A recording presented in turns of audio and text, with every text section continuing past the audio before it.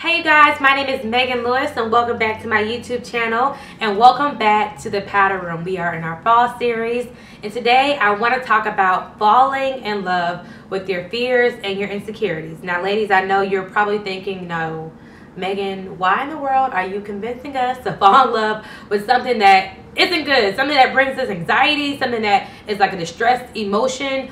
And if you haven't realized, the fall series is all about falling in love with different parts of your life, and not the so glamorous parts of your life, but just being vulnerable and transparent about things that us women go through. So yes, we all have fears, we have some insecurities here and there, and they limit us mentally, and we have to be able to annihilate anything that is going to hinder us or hold us back from reaching our highest potential. So that's why we're going to talk about falling in love with your fears and insecurities today. So get excited and stay tuned for the Powder Room. Now before we go any further, I just want to say this. I do not want you to feel bad about any insecurity or any fear that you have in your life. And I'm going to say it again to make sure it resonates. I don't want you to feel bad about being fearful of something or being insecure about something in your life.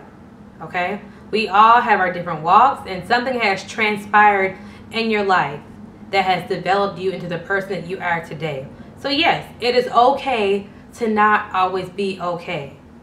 Okay, I'm going to say that again too. It is okay to not always be okay, but it is not okay to live in a world full of sorrow, or to have a pity party, or to just continuously feel bad for yourself. So when I say it's time to fall in love with your fears and your insecurities, I mean that it's time to master anything that is defeating you mentally, anything that's hindering you, anything that is limiting you, anything that's not allowing you to reach your highest potential. Now, I hope you understand that when people say happiness is a choice, please believe that fears and insecurities are a choice as well. So before every episode, I write down buku notes, a lot of notes, right? And I do it because it helps me stay on track and really make sure that I'm providing solid, valuable, and valid advice. So before today, I was going to do this episode on falling in love with your fear, just that by itself, and not your insecurities.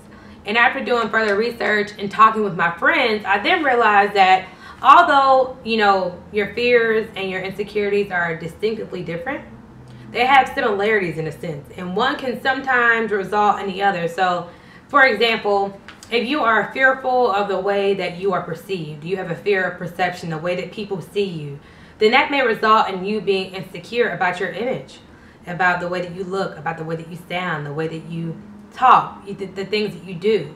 Another example, if you are fearful of abandonment, that may relate in you being insecure about the role that you play in someone's life, whether that may be a significant other or a relationship, any type of relationship. You may question your significance in the life of someone else because you are fearful of abandonment. Or say, for example, you may be fearful of, like, you know, just failure, as we all are, right? So when you're fearful of failure, then you start to become insecure about just going for it or putting yourself out there, or insecure about following your dreams or doing something that you have always wanted to do.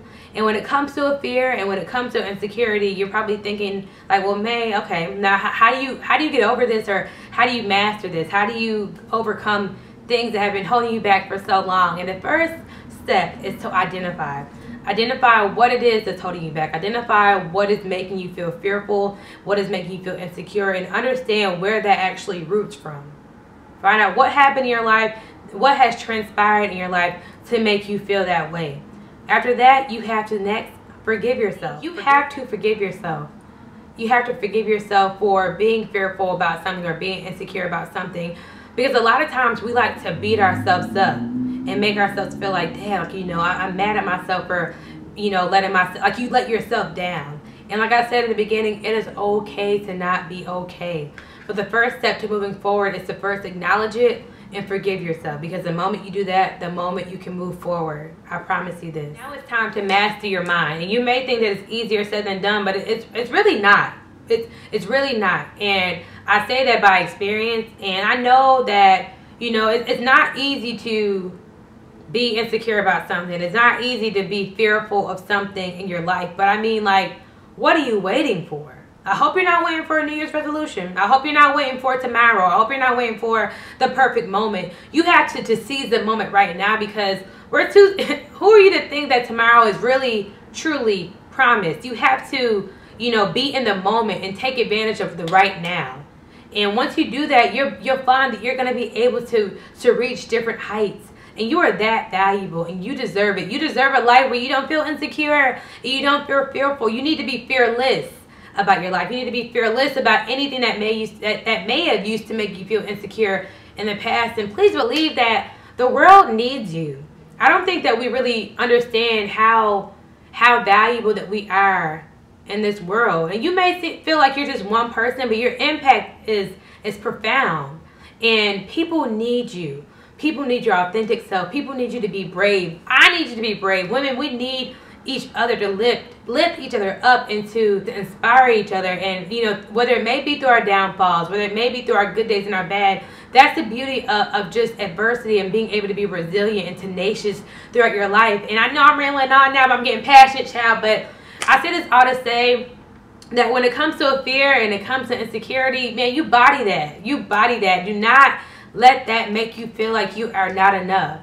We're human and it happens, but we're also human and we can get over it. You have that control over your mind, and you are powerful beyond measures. And you have that right to really just be able to live a life where you feel like you can do it. And people need you. Think about anybody that you may look up to right now. Think about whoever you admire.